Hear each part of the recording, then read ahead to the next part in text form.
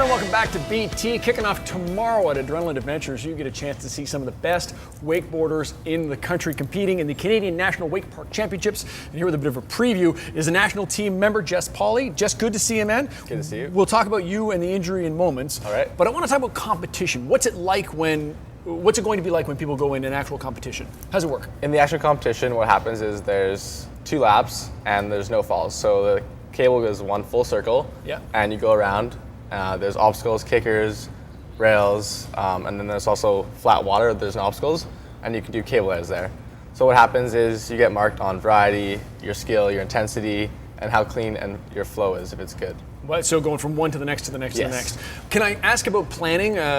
Do most wakeboarders go into this with a set design, or they're going to go which trick at which point, or are you just going out and kind of having fun? It depends what category you're in. For the young riders, it's more or less having fun. And the top levels, since you get 2 runs, the first run is always a safe run.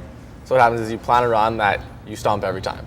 You're not going to fall. And then your second run is where you go all out and do as much as you can. Does it change for you when it comes to competition as far as where you are before your second run? Yes. If what happens is they'll score you usually an instant scoring. So that you get placed in that first run. So if you're already on top, then you basically take a victory lap. And if not, then you kind of just hope it turns out well. Time to go all out. I want to talk about being on the national team. What's training like? What's it take to get to be one of Canada's representatives? So with the national team, what happens is you don't really apply. It's just kind of, you work your way towards it. So if you do well in competitions, this year you earn points based on the competitions you go to. So if you place in semis or finals, you get a certain amount of points, and then you work your way up and compare yourself to other riders. And then as far as preparation goes, how often are you training? Where are you training when we get to our long winters? For the long winters, I'm in school, but when on the breaks, they give us funding. So as a national team rider, you have the opportunity to go to Florida. There's a development camp. Cool. And it's coached, and I also coach there as well. So that's a nice treat. And then after that, you can use your funding to go to wherever you want. So this year I went to Thailand and Germany to wakeboard. Right on. Yeah. Let's talk a little bit about the coaching you're going to be doing this weekend. You're actually going to be helping some young riders. What kind of stuff will you be passing on? So with the young riders, we have 3 days, including today.